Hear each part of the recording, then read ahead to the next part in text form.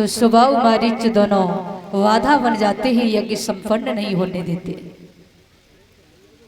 बैठे हुए थे कि यज्ञ पूर्ण कैसे किया जाए, तो मन में विचार आया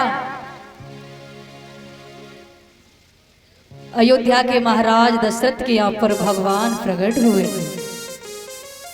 और भगवान का तो अवतार ही इसलिए होता है, जब जब भी पृथ्वी पर, इस धरती पर पापी बढ़ जाते हैं, अत्याचार बढ़ जाता है, तब तब भगवान मनुष्य शरीर रूप धारण करके मृत्यु लोक पर आते हैं।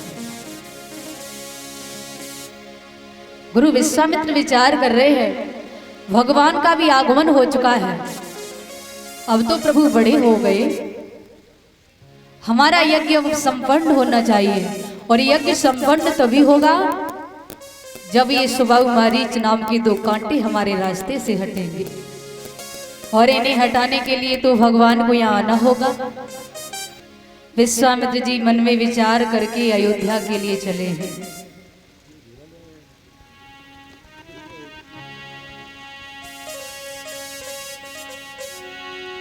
कि गांधी तने मन चिंता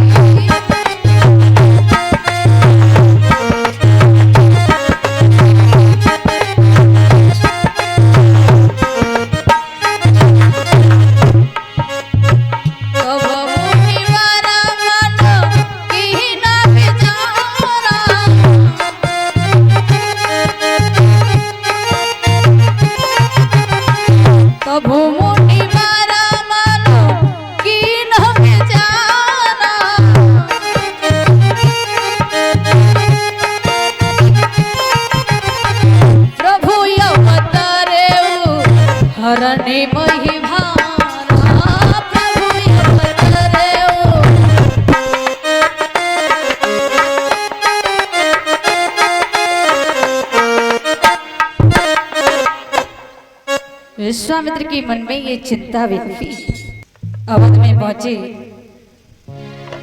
महल के दरवाजे पर विश्वामित्र जी पधारे हैं। महाराज दशरथ के जो पहरेदार थे वो भी बड़े समझदार थे।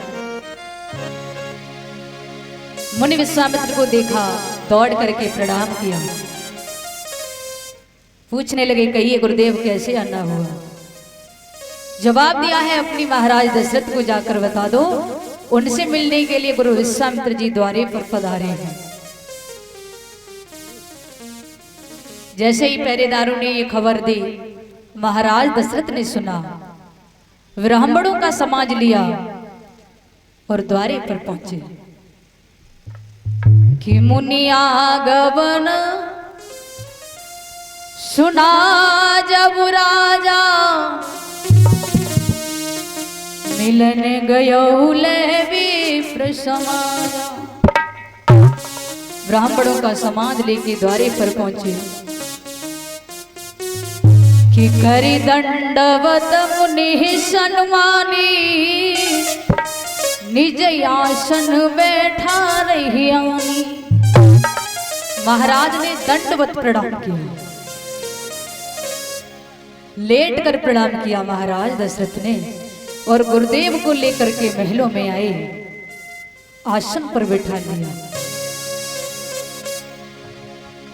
देखिए अयोध्यापति महाराज दशरथ हाथ जोड़ करके खड़े हुए हैं और कह रहे हैं कि हे गुरुवर, आप जैसे संत महात्मा हमारे द्वारे पर पधारे, अहो भाग्य हमारे जो आप जैसे बड़े ऋषि मुनि के दर्शन हो गए। कहिए ये दास दशरथ आपकी क्या सेवा कर सकता है। मुनि विश्वामित्र कहने लगे हैं राजन, आज हम आपसे कुछ मांगने आए हैं,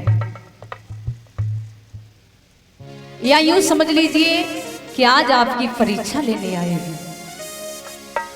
कैसी परीक्षा गुरुदेव? विश्वामित्र कहते हैं, सोच रहे हैं कि हम अपनी जो शब्द हैं, जो हमारी मांग है, वो तभी आपके सामने प्रकट करें, पहले हमें थोड़ा विश्वास हो जाए कि हम जो मांगने आए हैं वो आपसे हमें मिल जाएगा, प्राप्त हो जाएगा। महाराज दशरथ वचन देते हैं गुरुदेव कि रघुकुल रीते सदा चलिया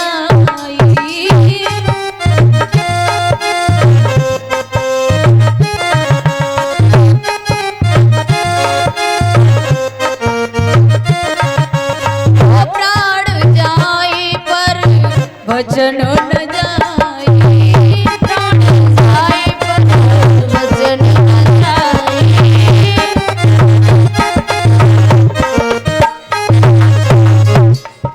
कहते हैं महाराज रघुकुल रीत सदा चले आई और प्राण जाए पर वचन न जाई। वचन दिया, आप जो मांगोगे आपको वो हम देंगे। मांगिए महाराज। अब तो गुरु विश्वामित्र को विश्वास हुआ, कहने लगे राजन आज हम आपसे आपके पुत्रों को मांगने आए हैं। महाराज बोले क्यों, मेरे बेटों से क्या काम पड़ गया गुरुदेव। विश्वामित्र कहते हैं राजन कि असुर समूह सतावहि मोही मैं जाचन नृप आयहु तो ही। असुरों का समूह मुझे सताता है, परेशान करता है, इसलिए हम आपके पास में आए हैं। गुरु विश्वामित्र ने ये नहीं बोला कि मुझे लक्ष्मण दे दो, उन्होंने सिर्फ ये कहा कि अनुज समेत देव रघुनाथा निश्चर वधु में हो सनाथा। अनुज समेत देव रघुनाथा, श्री राम को तो मांगा, मगर भाइयों में उन्होंने ये नहीं कहा कि मुझे लक्ष्मण चाहिए। अनुज तो कोई भी हो सकता है, लक्ष्मण भी हो सकते, भरत भी हो सकते, शत्रुघ्न भी हो सकते। महाराज ने चारों पुत्रों को बुलाया, चारों पुत्रों ने गुरुदेव को प्रणाम किया। महाराज के चारों पुत्र बड़े संस्कारी थे, लाइन से खड़े हो गए। महाराज दशरथ और गुरु विश्वामित्र के बीच में वार्तालाप हो रहा है। गुरुजी ने भगवान श्री राम को निहारा तो देखते ही रह गए, प्रभु कितने समय के बाद में आपके दर्शन हो रहे हैं, साक्षात भगवान के दर्शन हो रहे हैं। महाराज दशरथ कहते हैं गुरुदेव हमें ऐसा लगा कि आप हमसे कुछ धन दौलत की आवश्यकता होगी, वो मांगने आए हो। आपने ये बोला कि हम आपके बेटों को मांगने आए, हमें अच्छा लगा, मांगने आए हो, कोई बात नहीं, ले जाओ। मगर एक बात आप सोचिए, मेरे छोटे छोटे बच्चे हैं, किशोर अवस्था में हैं, और वो राक्षस जिनकी आप बात कर रहे हो वो एक से एक बलशाली होंगे, क्या मेरे पुत्र उनका सामना कर पाएंगे। महाराज दशरथ ने इतने शब्द कहे तो गुरु विश्वामित्र मुस्कुरा गए, कहने लगे राजन आप नहीं जानते कि तुम्हारे पुत्र पुत्र ही नहीं हैं, तीनों लोकों के स्वामी हैं। ये तो इसीलिए आए हैं राक्षसों का वध करने के लिए, उनका उद्धार करने के लिए। आप बस हाँ कर दो, अपनी रजामंदी दे दो, आपके पुत्रों को हम ले जाएंगे और वचन देते हैं जैसा लेके जाएंगे वैसा ही वापस करके जाएंगे, आपके बेटों को कुछ नहीं होगा। महाराज दशरथ फिर भी बोले गुरुदेव आपने राम का जब नाम लिया तो मुझे ऐसा प्रतीत हुआ जैसे मेरे शरीर से किसी ने मेरे प्राणों को मांगा हो। मुझे बेटे तो सब प्रिय हैं, सभी से प्रेम करते हैं, मगर श्री राम को अगर आप ले गए तो मैं राम के बिना कैसे जिएंगी।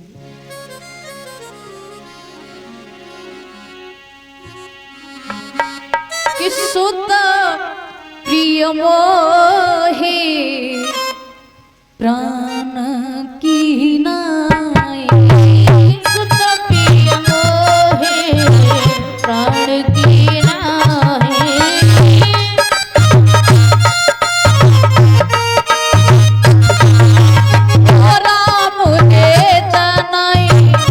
बनत गोसाई राम देखना है बनत गोसाई।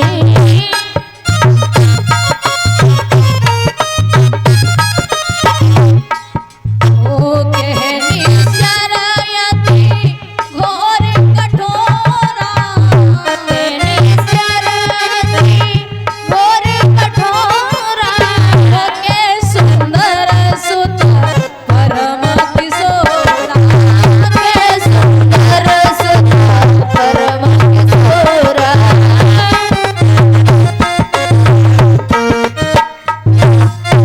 गुरुदेव, मुझे पुत्र तो सभी प्राणों से प्यारे हैं, चारों से प्रेम करते हैं, मगर राम को आपको कैसे दे दे? ऐसा नहीं है कि महाराज नहीं जानते कि ये प्रभु हैं, दीनों के दयाला है, परमेश्वर है, वो भी जानते हैं, मगर लीला है भगवान की। कह रहे हैं कि अगर प्रभु मेरी आंखों से ओझल हुए, मेरी आंखें तरस जाती हैं इन्हें देखने के लिए। और गुरुदेव, कहां पर वो एक से एक बलशाली निश्चर, और कहां छोटे छोटे मेरे बालक। गुरु विश्वामित्र कहते हैं, राजन, थोड़ी देर पहले आप ही एक बात कह रहे थे कि रघुकुल रीत सदा चले आई और प्राण जाए पर वचन न जाए।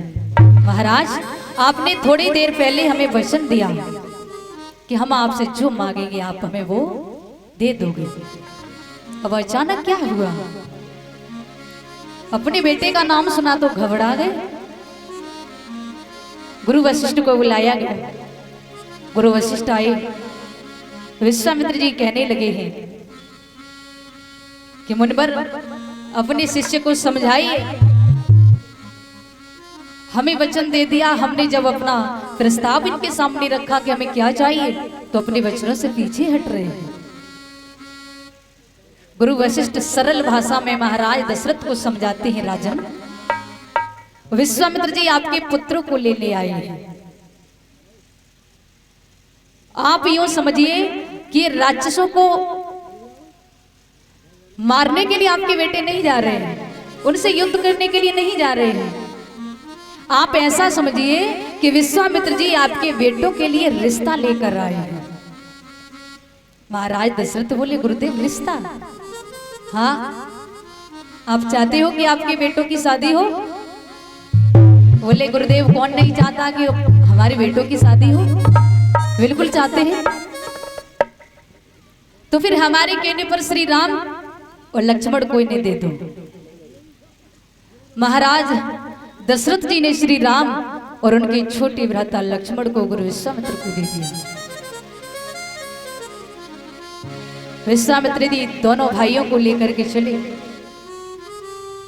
सबसे पहले ताड़क वन में प्रस्थान किया। राक्षसी ताड़का थी, भगवान के आगे आ गई बड़े वेग के साथ में। भगवान ने एक वाण छोड़ा और ताड़का का उद्धार कर दिया। ताड़का का प्रभु ने उद्धार किया। देखिए, त्रेता युग में भगवान श्री राम ने सबसे पहले राक्षसी ताड़का को मारा, और द्वापर में भी भगवान श्री कृष्ण बन के आए तो सबसे पहले पूतना को ही मारेंगे, राक्षसी को ही मारेंगे। ताड़का का वध किया। गुरुजी से कहा, गुरुदेव, आप अपना यज्ञ प्रारंभ कीजिए। गुरुजी का यज्ञ प्रारंभ हुआ। स्वाहा स्वाहा का शब्द होने लगा। सुबाहु मारीच दोनों बड़ी वेग के साथ में सेना को लेकर के आते हैं। भगवान श्री राम लक्ष्मण दोनों उनसे निपटते हैं। मारीच को भगवान श्री राम ने ऐसा बाण मारा कि 100 योजन सागर पार करके फेंक दिया। दूसरी बाण से सुबाहु को घायल किया। छोटे भ्राता लक्ष्मण जी ने एक एक करके सारी सेना को संहार दिया। दोनों भाई धनुष वाड़ को हाथ में लिए खड़े रहे, घूमते रहे, जब तक गुरुदेव का यज्ञ संपन्न नहीं हुआ। यज्ञ पूर्ण हुआ। गुरु विश्वामित्र भगवान श्री राम लक्ष्मण को लेकर के अपने आश्रम आजमगढ़ के लिए चले। तो जा रहे थे रास्ते में, प्रभु की नजर पड़ी है कि एक पत्थर की शिला पड़ी हुई है, और वो पत्थर की शिला जिसकी आकृति, जिसकी बनावटी एक स्त्री जैसी है। प्रभु श्री राम देखते ही समझ गए, फिर भी गुरुदेव से प्रश्न किया, गुरुदेव ये जो सामने हम देख रहे हैं कि पत्थर की शिला पड़ी हुई है जिसकी आकृति एक स्त्री जैसी है, ये कौन है? गुरु विश्वामित्र उसके बारे में बताने लगे हैं। बेटा राम, ये गौतम ऋषि थे, उनकी पत्नी थी अहिल्या। अहिल्या बड़ी सुंदर थी, इतनी सुंदर थी एक दिन इंद्र देवता की नजर अहिल्या पर पड़ी। अहिल्या को जब से इंद्रदेव ने देखा तो उसे न तो दिन में चैन आई न रात्रि में नींद आई। एक ही बात गूंजती रहती थी हर वक्त दिमाग में कि गौतम ऋषि की पत्नी अहिल्या हमारी पत्नी होती। इंद्र देवता की नजर अहिल्या पर पड़ी, चंद्रमा के पास में पहुंचे, चंद्रमा को अपने दिल का हाल बताया और कहा, हे चंद्रमा, जब से गौतम ऋषि की पत्नी अहिल्या देखी है भोजन पानी कुछ अच्छा नहीं लगता। अब तो एक ही आस लगी है कि अहिल्या हमारी पत्नी बन जाए। चंद्रमा कहने लगे, तो हमें क्या करना होगा? इंद्र देवता ने बताया कि ज्यादा कुछ नहीं करना, एक मुर्गा बनना है। गौतम ऋषि का पालतू मुर्गा था, सुबह के 4 बजे वो आवाज लगाता था। गौतम ऋषि गंगा स्नान के लिए जाया करते थे। चंद्रमा को मुर्गा बनाया। इंद्र देवता गौतम ऋषि का वेश धारण करते हैं। चंद्रमा ने जाकर के 3 बजे आवाज लगा दी। गौतम ऋषि जागे, हाथ में कमंडल लिया और हाथ में कमंडल लेकर के, वस्त्र लेकर के गंगा स्नान के लिए निकल पड़े। इंद्र देवता ने गौतम ऋषि को बाहर निकलते देखा तो वो तुरंत कुटिया में अंदर चला गया। अहिल्या के साथ में इंद्रदेव ने छल किया। इधर जब गौतम ऋषि को ये खबर पड़ी, उन्होंने देखा कि इंद्र देवता ने अहिल्या के साथ में छल किया, तो बेटा राम, गौतम ऋषि को क्रोध आ गया और उन्होंने अहिल्या को श्राप दे डाला कि आपको इतना भी नजर नहीं आया कि हम हैं या कोई और है? जाओ, आपने ये कुकर्म किया है, पाप किया है, हम तुम्हें श्राप देते हैं कि तुम पत्थर की हो जाओ। वही अहिल्या पत्थर की बनी हुई आपके चरणों की रज का इंतजार कर रही है, आपका इंतजार कर रही है।